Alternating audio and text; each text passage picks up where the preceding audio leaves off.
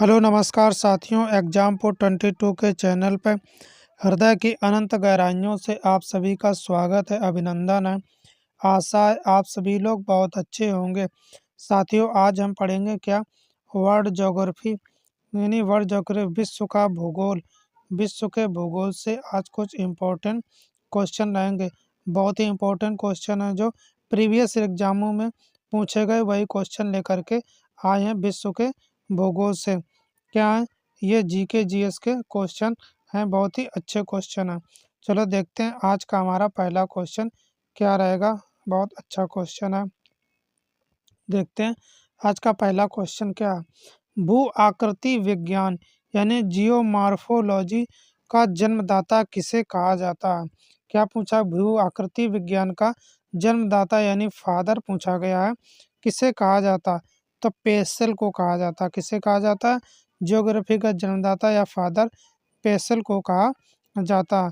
चलो, भू आकृति, भू माने क्या होता है साथियों? पृथ्वी। क्या होता है? पृथ्वी। तो पृथ्वी का आकार पूछ देता क्वेश्चन कैसा होता है?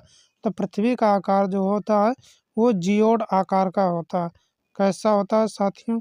जियोड आकार का होता है। जियोड। तो हम पढ़ते हैं क्या? जियोग्राफी पढ़ते हैं, तो इसी से लिए गए जियो अलग कर देते हैं और ग्राफी हम अलग करके पढ़ते हैं, तो इसी भूगोल कहते हैं। देखो, जियो और जियोड इसमें है। तो पृथ्वी का आकार अगर पूछेगा क्वेश्चन में, तो पृथ्वी का आकार जियोड आकार का होता है। कभी कभी ऐसे भी हिंदी में, अंग्रेजी को ही हिंदी में लिख देता, तो जियोड होता है। पृथ्वी का आकार जो होता है जियोड आकार का होता है। आइए अगला क्वेश्चन देखते हैं क्या रहेगा। नेक्स्ट क्वेश्चन, प्रसिद्ध भौगोलिक ग्रंथ किताब उल हिंद। क्या पूछा गया? प्रसिद्ध भौगोलिक ग्रंथ किताब उल हिंद के लेखक कौन है? तो इसके लेखक अल-बरौनी है। कौन है इसके लेखक? जो है अल-बरौनी। चलो इसके बारे में जान लेते हैं। जो किताब है हमारी, कौन सी किताब उल हिंद, इसे तहकीक ए हिंद भी कहा जाता है। क्या कहा जाता है? तहकीक ए हिंद भी कहा जाता है। तहकीक ए हिंद भी कहा जाता है इसे, इस पुस्तक को तहकीक ए हिंद कहा जाता है। और अल-बरौनी के बारे में जान लेते हैं कुछ की पॉइंट। अल-बरौनी जो था ये फारसी विद्वान था। कौन था साथियों? फारसी विद्वान था। बहुत ही अच्छा विद्वान था। बहुत ही इन्होंने पुस्तक की भी रचना की थी, तो फारसी विद्वान था। और इनकी पुस्तक जो है ये बहुत ही इम्पोर्टेंट है, किताबुल हिंद या तहकीक हिंद के नाम से भी जानी जाती है। आइए नेक्स्ट क्वेश्चन देखते हैं। अगला क्वेश्चन क्या रहेगा। नेक्स्ट क्वेश्चन है, वायु में अपेक्षित आर्द्रता मापने हेतु कौन सा उपकरण है? ये पूछा गया, इक्विपमेंट पूछा गया, उपकरण पूछा गया। तो आर्द्रता मतलब होता है नमी। क्या पूछा गया? नमी के बारे में जानकारी करने के लिए कौन सा उपकरण प्रयोग करते हैं? तो हाइग्रोग्राफ का प्रयोग किया जाता है। किसका किया जाता है साथियों? हाइग्रोग्राफ का प्रयोग किया जाता है। आइए अगला क्वेश्चन देखते हैं क्या रहेगा। नेक्स्ट क्वेश्चन है, रेक्टल स्केल का प्रयोग किसके मापने हेतु किया जाता है? क्या पूछा गया? रेक्टल स्केल के बारे में पूछा गया। तो रेक्टल स्केल जो है भूकंप के झटकों, अगर भूकंप कहीं आया, कितने झटके या कितने रेक्टर कितनी स्पीड में आया है, उसके गति को हम देख सकते हैं और कितनी उसकी तीव्रता रही, इसके बारे में जानते हैं।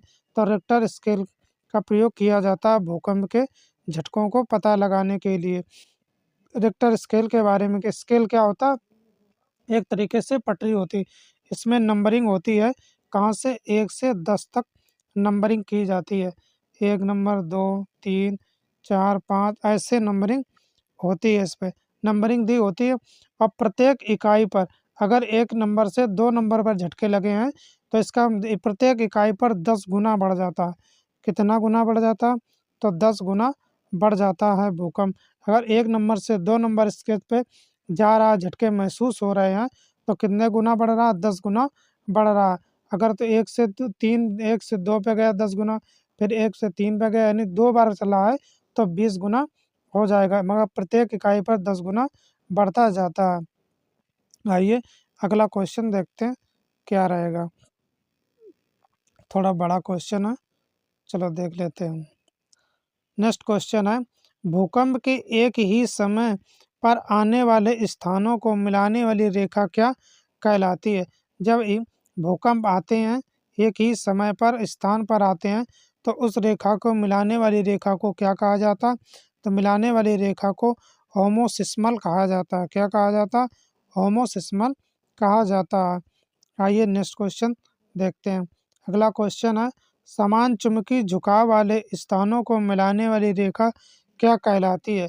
क्या पूछा गया? समान चुंबकीय झुकाव यानी कोण के बारे में पूछा गया है। तो उसे क्या कहा जाता? तो उसे आइसोगोनल कहा जाता। क्या कहा जाता?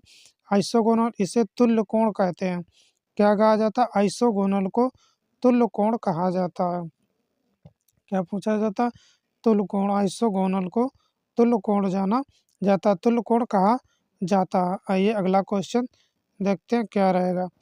नेक्स्ट क्वेश्चन है, सूर्य और पृथ्वी के मध्य न्यूनतम दूरी कब होती है? क्या पूछा गया? सूर्य और पृथ्वी के मध्य में सबसे कम दूरी, न्यूनतम दूरी कब होती है?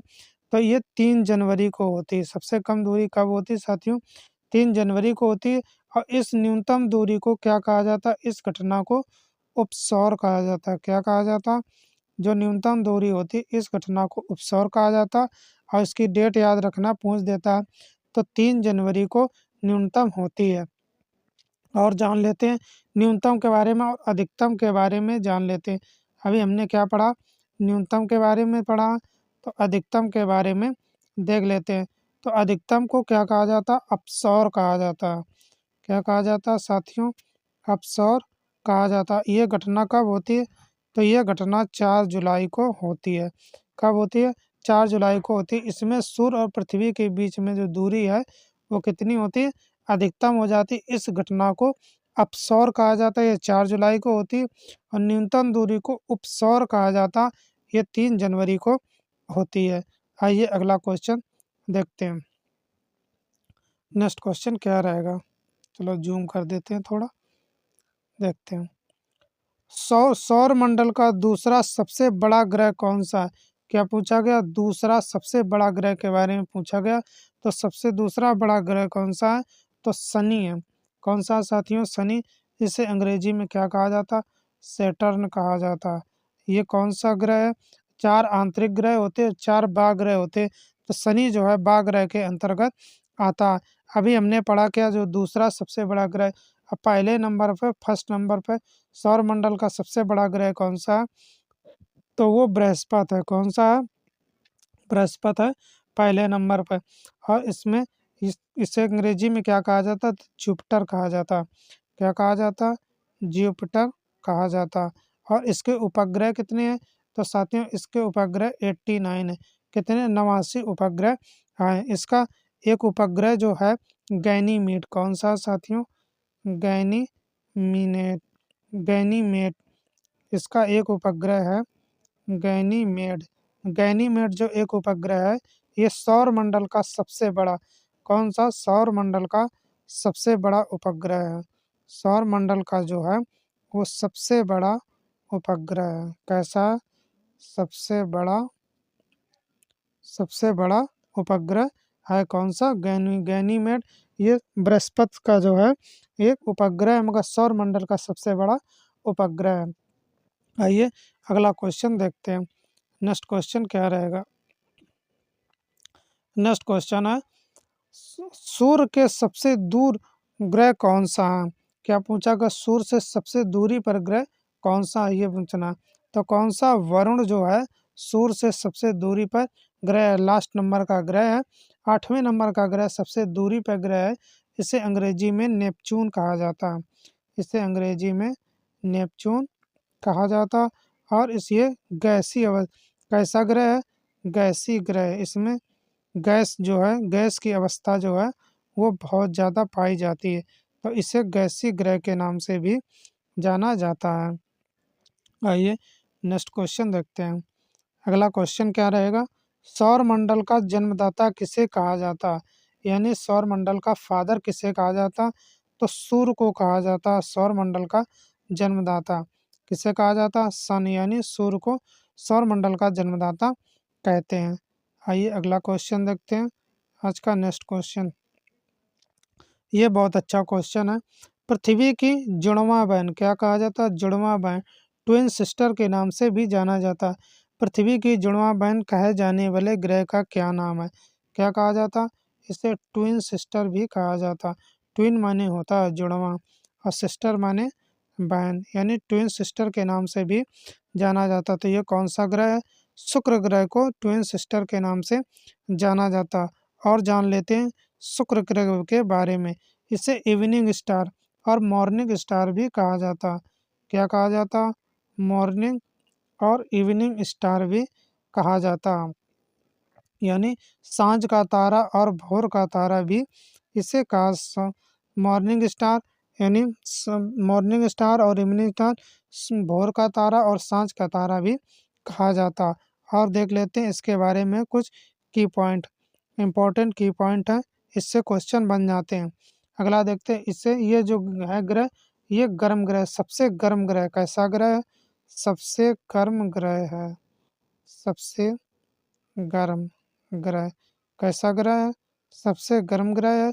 और इसे सांझ का तारा, भोर का तारा, इवनिंग स्टार या मॉर्निंग स्टार भी कहा जाता। आइए अगला क्वेश्चन देखते हैं। कौन सा? सुमेकर लेवी 9, सुमेकर लेवी 9 धूमकेतु किस ग्रह से टकराया था? तो बृहस्पति ग्रह से टकराया था। बृहस्पति ग्रह के बारे में भी हमने बताया था, ये सौर मंडल का सबसे बड़ा ग्रह है। तो जो सुमेकर नेवी 9 जो है, धूमकेतु जो है, वो ग्रह किस ग्रह से टकराया था? तो बृहस्पति ग्रह से ही टकराया था। इसे अंग्रेजी भी हमने अभी क्या बताया था? जुपिटर कहा जाता है। क्या कहा जाता है? अंग्रेजी में इसे जुपिटर कहा जाता है। आइए अगला क्वेश्चन देखते हैं। अगला, पृथ्वी के केंद्र में पाया जाने वाला चुंबकीय पदार्थ कौन सा है?